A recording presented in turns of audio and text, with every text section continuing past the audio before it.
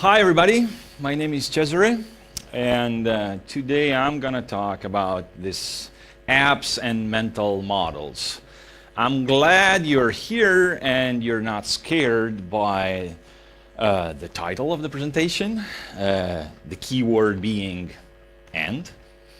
Of course not, but mental, so this ephemeral adjective that, when I think of that, I think of something and I don't know where's that, I cannot touch it, and moreover, is it useful for my day-to-day job? Who am I? I am a user experience designer and developer, mostly focused on the iOS platform. I did a lot of web development in the past. I've touched Android 3-4 years ago, didn't like it much. Now I've been told that things are better. On Twitter, I go by the handle of _funkyboy. Follow me, I promise fun. And on app.net, I decided to drop the underscore, so it's just funkyboy.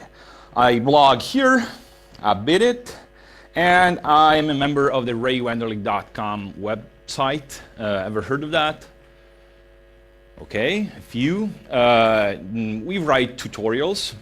Mostly focused on iOS. And if you think you're a good writer or editor, come talk to me. Not right now, just wait for the end of the presentation. But enough about me. What about you? How many iOS developers in the room? Okay. Android developers? More. Okay. Any Windows developer? Don't be shy, guys. Come on. And I don't bite yet. But web developers? Okay, good. There's a little giveaway during this presentation, so you should feel lucky. The final prize is the ebook version of this sort of Bible, I would say. I'm talking about around 3,500 pages. Full of very detailed tutorials touching every framework included in iOS. So Accelerate, the new JavaScript framework, iCloud, iBeacon, you name it. How do you win the final prize? Well, easy. I have sprinkled a few Objective-C statements in the slides. They appear in red, like this. So the game is easy. Whenever you see something red on the slides, you raise your hand, and then you wait for me to call you, and then you can try to answer the question. So it's small fragments of code, Objective-C code, all evaluating to either yes or no. Okay? So raise your hand, you give your answer, and of course, if it's wrong, the second guy, there's no point in trying to guess what's the right answer. Let's see if you get it. Anybody want to venture a question? You said true. Are you sure you are an iOS developer? No, I'm Android. Okay, I see. But anyway, it's no. A bit more tricky. Anybody? You? Right, that's a +1. Congrats. What's your name? Please be it simple to pronounce. Sorry? Okay, I'll remember the color of your shirt. Another one. Nobody? And that's a yes. So +1 for you. But let's go back on track and talk about mental models. So the first time I stumbled upon this name, I would say, mental models, I thought, it's not for me. I mean, it's not useful for what I do every day. And so I quickly put the thing in my label, in my box labeled BS. But then after well, it was 5-6 months ago, that term came back to me. And I started to reconsider and reanalyze what I did in the last 5-6 years in terms of mental model and how they could have helped if I adopted them. My argument is that adopting an approach, a mental models approach, can save you time. Save you time, which goes hand in hand with save you stress. Because you have a framework that can be wrong, but at least gives you a direction. You can have a compass, and the compass can be wrong in telling you what's the north. But it's better than nothing. Okay? And of course, you can change your reference framework if you find out it's wrong. But at least you have a reference point. It also can help you to rank priorities. So focus on what matters to the final customer of your product. If, let's say, you are designing a car, okay? If the target customer for this car is my mother or all the bunch of people represented by my mother uses a car for 30 minutes a week, so she goes to the mall probably twice a week, once a month she goes to the hairstylist, and that's all. So if you're designing a car for this type of customer, probably the color of the carburetor that you put in the engine of this car doesn't matter at all. My mother does not even know that there's a carburetor in the car, okay? This is one extreme. On the other end, if you're designing a Ferrari, and you know that the trunk, the backside of a Ferrari sometimes is open, transparent. There's a glass, so you can show off. Then in that case, probably you should spend 3, 4, 5 months to carefully choose the color of the carburetor. So these are, I'm aware these are two extremes, but you see that the same thing, the carburetor, the teams can have a very different attitude towards the designing of this thing. Also, you can stumble upon gaps. How many companies did some focus group interviews and stuff like that, and so they were hunting for something or expecting something, and they stumbled upon a niche that has needs, and none of the competitors are targeting that niche, and that niche is significant. That's business. So the term mental models was coined by Kenneth Craig in 1943 in a book named titled The Nature of Explanation, and then for 30 years was completely forgotten. It popped back in a book by Marvin Minsky, one of the guys that started the AI, Artificial Intelligence Lab at the MIT, in a book called The Framework for Representing Knowledge.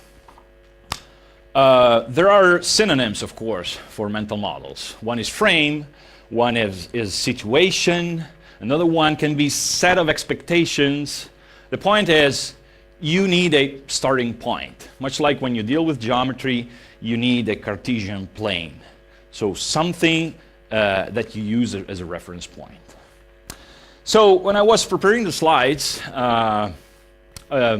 for a while I struggled. How do I explain the mental model? Can I come up with something interesting to explain what's a mental model?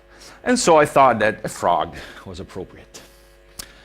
I'm going to mention an experiment mentioned by Alan Kay in a presentation, I guess in the 80s. The experiment was meant to make a totally different point, but it really helps me to explain what's a mental model. So a frog eats flies. And so the experiment went like this in the 70s, I guess. They took some cardboard and they shredded the cardboard in small pieces, more or less this size. And with some wires, they've managed to move the cardboard as if it were a fly. What they noticed, that the frog ate the cardboard. And after a while, the frog died. As a counter experiment, they took a bunch of flies, and with chloroform, they've managed to immobilize the flies. So the flies were still alive, but not moving. What did they notice? That the frog starved itself to death. So I know it's sad, in both cases the frog dies, but take a snapshot of this. What's the mental model of food for a frog? Super easy. Something more or less this size that moves. That's all. Now, take a snapshot of this rule, if you like, or description, and move it to your day-to-day job. What's the mental model of a button for our final customer? What's the mental model for a form? What's the mental model for a scrolling area? So you see that essentially frogs have to do something with software and design. When you talk about mental models, it's easy to stumble upon the car example. How many of you have a driving license? How many of you drive usually every day or every week at least? Good. So you might remember when you got your driving license at the beginning, you were pretty much on alert. I mean, consciously now I'm pressing the clutch and I'm changing from the first gear to the second. Over there I see a pedestrian cross, so I should slow down and if needed, stop. So you were very focused on the activity, okay? Now, you drive the car, I would say by default, or without thinking, or in the background, I would say. As soon as you get into the car, you're turning on, it pretty much automatically, you know everything. You don't consciously think, now I should press the clutch and put the first gear, and then slowly release the clutch. And at the same time press a bit the gas pedal and stuff like that. And that's why, for example, now that you are an experienced driver, while you're driving, you can send text messages, read text messages, send emails, read emails, talk to your passengers, listen to the radio, sing, sometimes talk to the passengers or drivers in other cars. And if you're in Hollywood, probably also testing the part for your next audition, okay? You drive the car, but not consciously.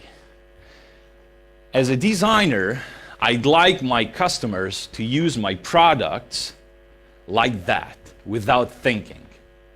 Without thinking, this is a button, so I can press it, and I should expect this. I mean, they do it, and maybe they have a beer in the meantime, or talk to somebody. So, take the car thing as an inspiration while you're designing. I'm gonna tell you a few short stories about my life. At the end of that, I will look dumb to your eyes, I'm sure, but they really helped me to make my point. So I was 12 and my parents bought me a typewriter. I love writing. So I got acquainted with this new tool, and I didn't know, but I built a mental model and a set of expectations towards this tool. You press a Q, provided there's ink, a Q shows up on a piece of paper. You press W, a W shows up. You press Shift W, a capital W shows up.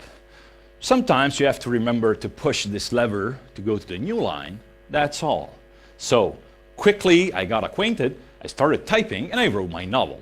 Happy, I put away the typewriter, and I was, really joyful. I have a novel. A few years later, my parents bought me a computer. And I thought that that tool was so similar to the typewriter that unconsciously, but think how many times that can happen to our customers, unconsciously I applied an old mental model, an old set of expectations to a new tool which I thought would behave exactly the same way. In fact, I saw this keyboard in a computer. Once you turn it on, you click on something that opens a white thing that resembles a piece of paper. You press Q and the Q shows up. You press W and the W shows up. Let's start a new novel.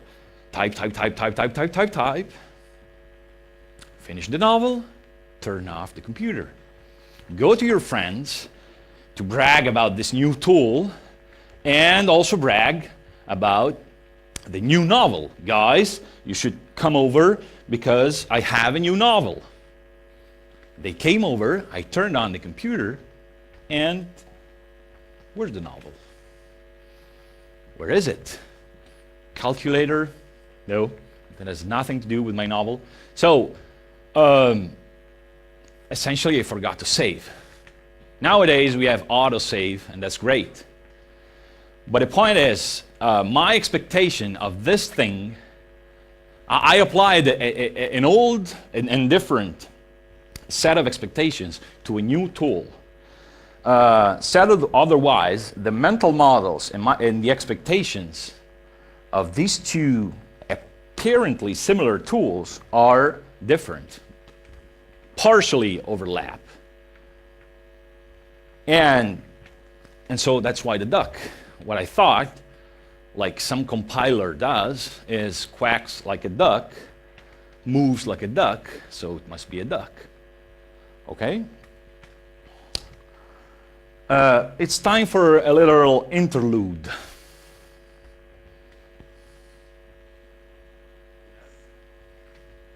Yes. It's getting trickier. No. You guys are good. But you? Yes, you guys are great. Okay, so that's a +2, +1, and that's all, right? Good. Now, I have my computer. I am a master at my computer. I have this Microsoft Word, and I can type whatever I want. I can even select some text and make it bold, underlined. I don't have to manage the lever to create a new line. I can also put images in my novel. This is great. So I have an image in my folder. I put it in Microsoft Word, look even cooler, and then I delete the image in my folder, and now I save, because I've learned the lesson. Now I save, and I keep on writing novels. Great. I was happy and completely fulfilled. Then in the mid-90s, this thing of the internet started, ramping up and getting famous. You can build websites.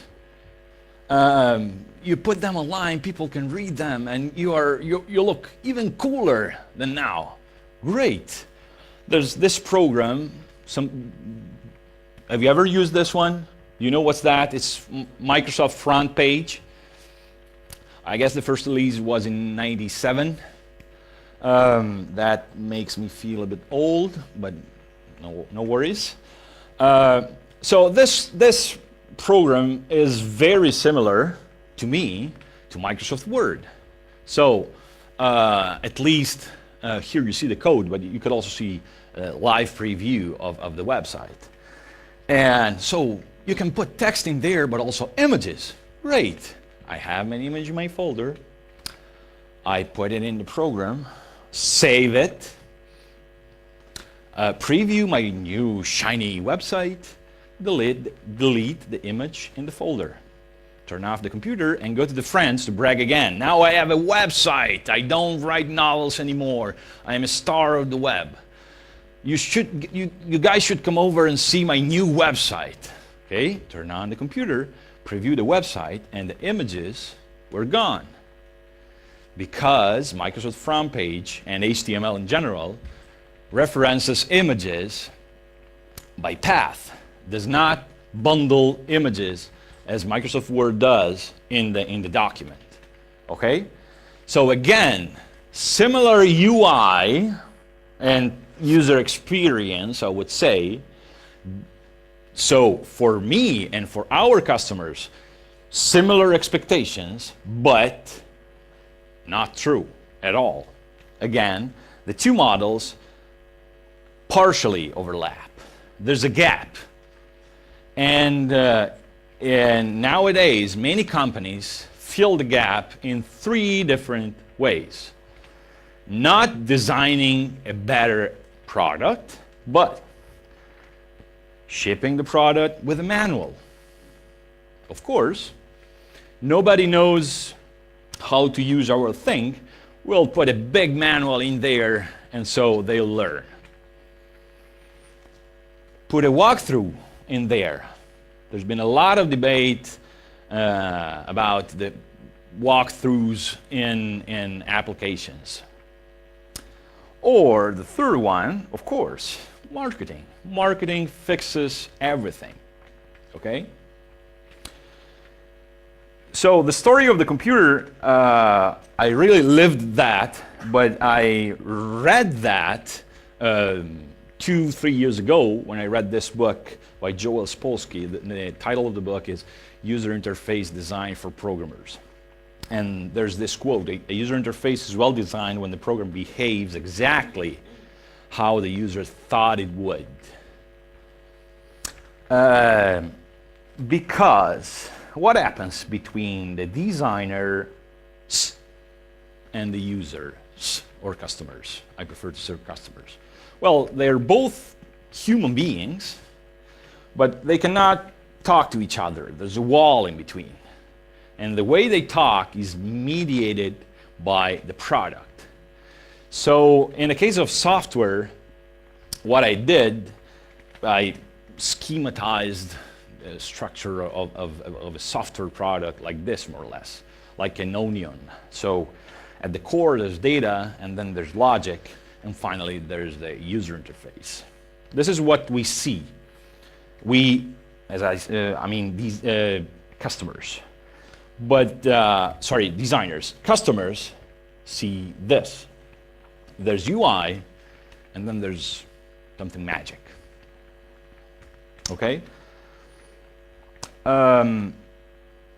Let's go back to the car for a second. This is the UI, well, part of the UI of your car. Now, I think here in Poland, you still mostly have manual transmission cars, right? So you are familiar with this. Now imagine yourself in the US where the majority of cars has automatic transmission.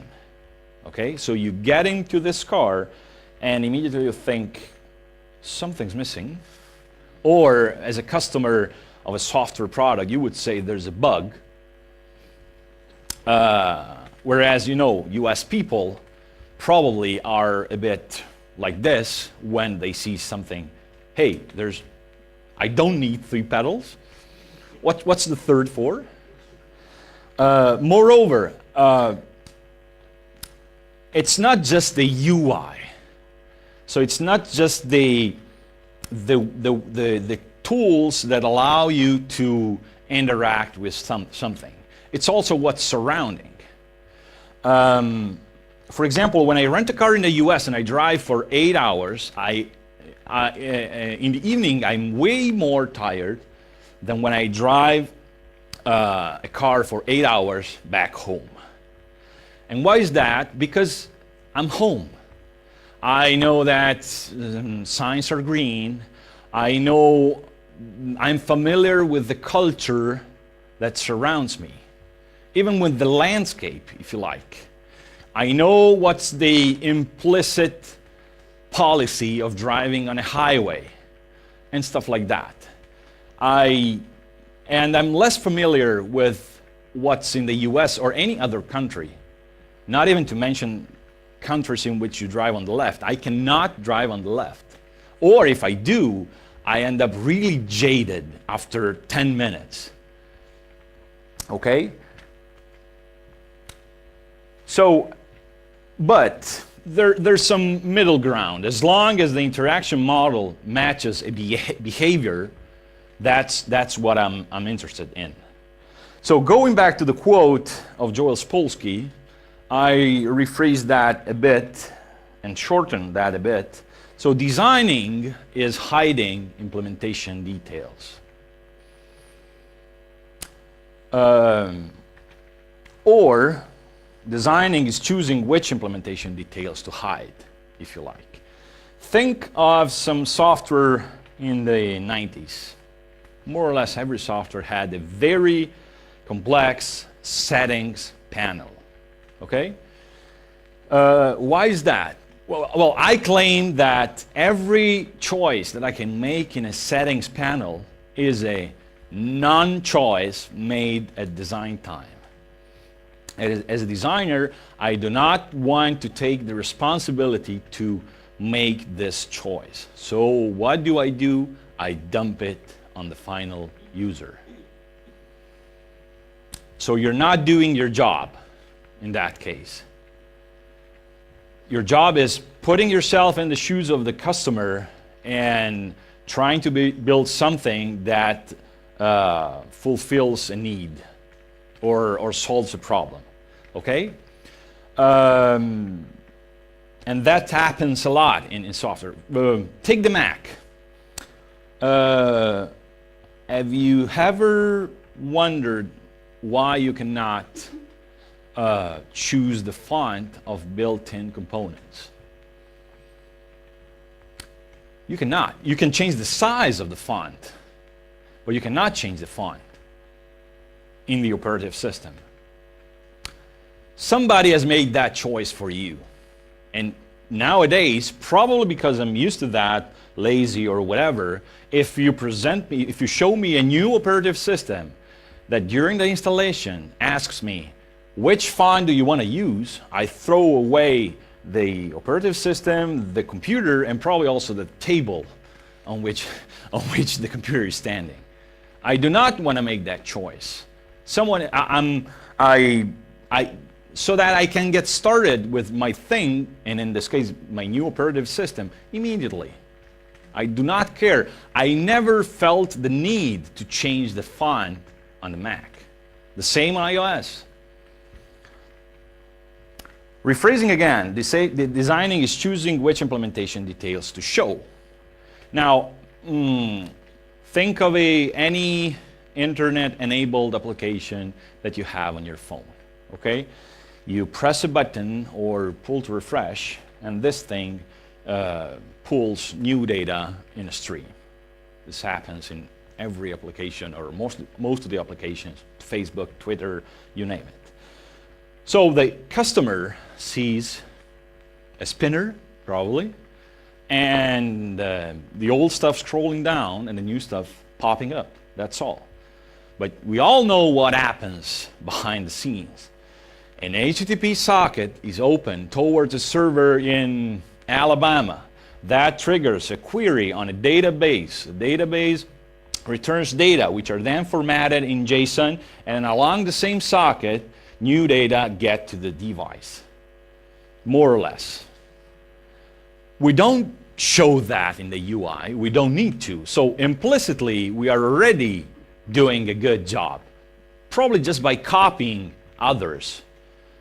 But again, there's a lot of stuff going on behind an HTTP call, which is a relatively simple protocol that we do not show to the final customer.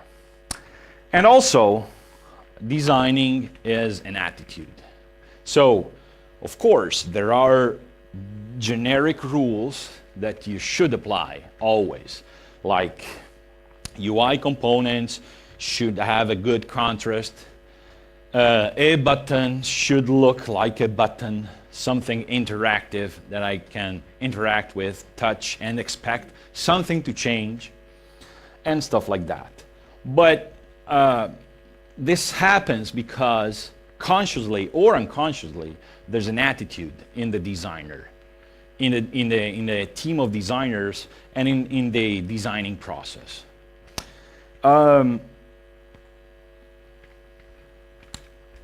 What's the point with the coffee? Well, it's easy. In Italy, we have bars.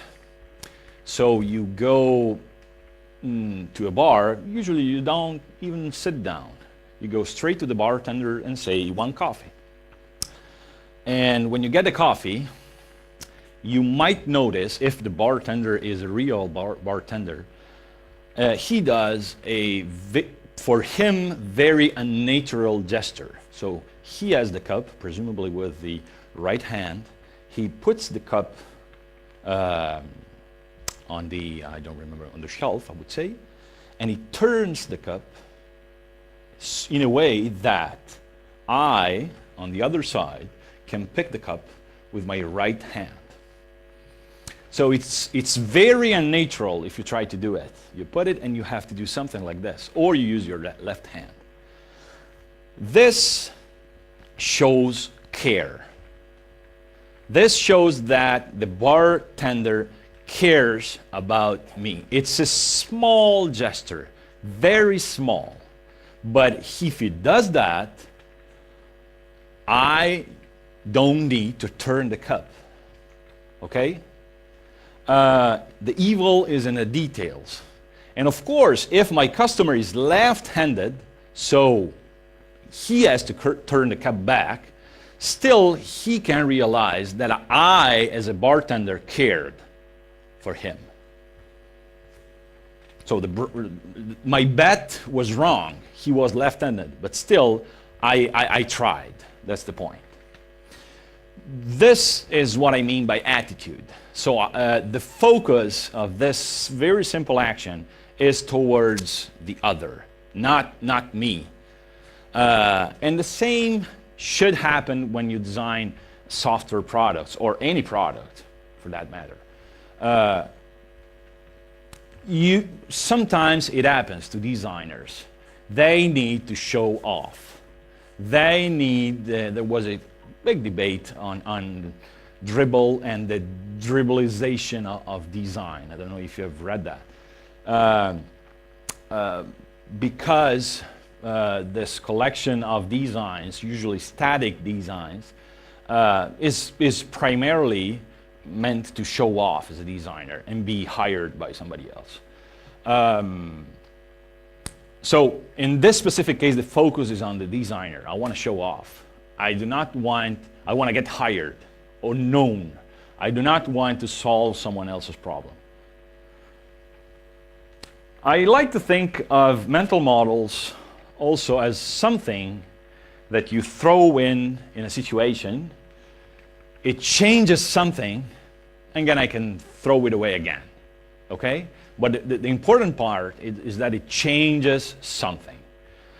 So everything is not the same after mental models have been injected in a situation, in a team, or in a design process. So there's this tale. It's a mathematical problem tale. I don't know how to refer to that. There's a version with camels, but it's exactly the same. So a guy has 17 horses, and the guy dies. I know I have sad stories today. Everybody dies. He has 3 kids. So in the testament, he says, the first one should get 1/2 of my horses. The second one should have 1/3. And the third one should have 1/9. Now, if you do the math, something's wrong, okay? So the 3 kids decide to call the guru. So how many times your CEO came to you and said, you know, we have hired this guy, he's going to solve all our problems. And I call it the guru, and I like to think about him as a sort of wisdom wolf. Have you ever seen Pulp Fiction? So you know the famous line, I'm Winston Wolf, I solve problems. This is probably the most famous line of the movie. What does the guru do? Well, he says, hey guys, I'm going to lend you one horse, my best horse. So now we have 18 horses to split. So the first gets 9 horses, the second gets 6 horses, and the third gets 2. Well, guess what? 9 plus 6 plus 2 is 17. And the guru goes back home riding his best horse. This is to say that we have injected something which was not there before. It has changed it and solved the situation, and then we throw it away again. Okay? This is what I think of something useful, like mental models. They augment, like the telescope, my possibilities. The telescope augments my power of viewing stuff, which is far away. So a tool and approach based on mental models or frames or expectations or personas or anything that allows you to model what you're going to solve is probably something that augments your capabilities as a designer. Bad design things are everywhere. So this is a switch, well, 3 switches in a hotel in Boston. So I get in the hotel, I open the door with my right hand, I'm tired and blah, blah, blah. The switches are on the left. What do? You try the first, nothing happens. You try the second, nothing happens. You try the third, and the light turns on in the bathroom. So at least I can manage to get in and do what I have to do. Now, suppose that I'm going to live in this room for 1 year. Throughout that year here, I'm going to always use the third switch. And if by chance somebody fixes the first or the second, I'll never ever notice. Because the first time I had that experience, what did I do? I kind of fixed that. Sorry for the air quote. I learned how to deal with it. And then it's fine. I don't care anymore. So think how many times that happens with software. So to print a document, you got to go to File, and then you scroll down to Print, and then it prints. This is version 1. In version 2, we put a big button on the top bottom right of the new version 2 that says Print. Still, I bet most of the people will go and use the old way, File, Print, because they're used to that.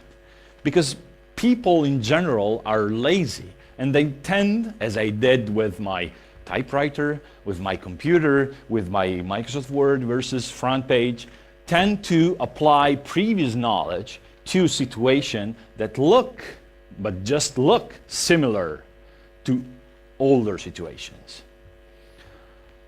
So, let's say that you're going to build your next super app that's going to be a blast. And it's an app for moviegoers. Okay? So your target is people that go to the movies. Instead of starting from nothing, at least you can start with a classification, I would say, a set of personas or something that helps you to find out which are the guys that will use and buy your app. So these are categories that I totally made up. So you should find a way to build this sort of categories from interviews, focus groups, by reports, whatever. you need to support these claims. But I made them up, but just to give you an idea of what could be a starting point. So you can think I'll put somebody in the social category. So somebody that goes to the movie because someone else goes. So as long as the movie is not out of his range, like no horror, everything is fine, this is your kind of guy, representative of a category. Another one I would call buff. So this guy gets in line under the rain to get a ticket. So he's so passionate about something related to the movie, like the director, the production, the famous actor, whatever. But so you see, they're totally different kind of people. Are you targeting both? Just one? Do push notifications make sense for both? But let's go on. The big fan. So this guy goes to the movies and then buys the DVD after, and then buys the action figures. Think of Cars or Nemo or any other famous Disney movie. This is the kids are mostly the guys that are in this category. Or the diver. So this guy is immersed in the story. So he does not even care if somebody is around eating popcorns. He's so caught by the scene and the color and the screen that, you know, your wife can call to say, I'm pregnant, and you don't care. Something like that. And then there's the facilitator. So somebody that goes to the movie to take someone else. So to take the nephew, kids, and so on and so forth. So this is really totally made up. But given this as a starting point, it can be wrong or right. And of course you can refine it. Ask yourself, as I said, do push notifications make sense for everybody? Or just for one? So 1/5 of my target. What about colors? Should this guy use the application under every condition? So light, dark, and stuff like that. When you have a reference point, a Cartesian plane like this, it's easier to answer all those questions and answer more questions along the way, along the designing path, and possibly not ending up with a complex settings panel in your application. It's time for another interlude. You seemed so sure, but it's a yes.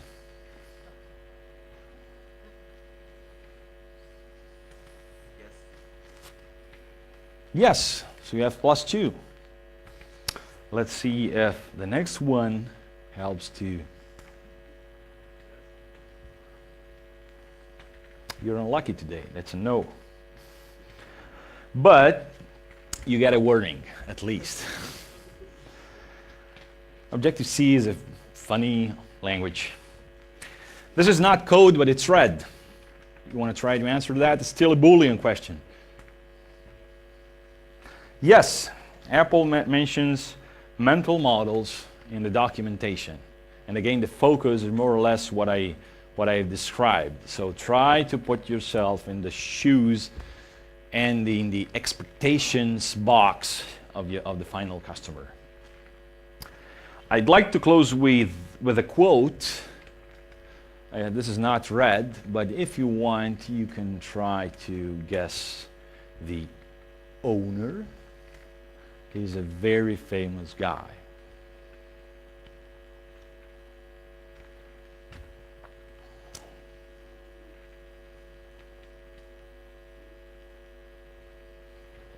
It's Johnny Ive.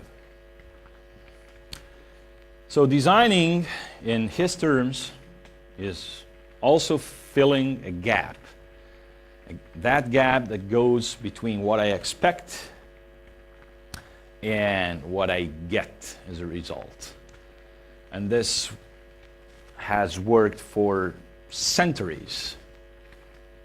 I push a switch and I expect something to happen, turn on or off the light. I push a button on a UI and I expect something. The interface changes, reloads data, and stuff like that. Whenever this kind of things don't happen, there's an opportunity to improve your design. This is all perfectly on time. Thanks.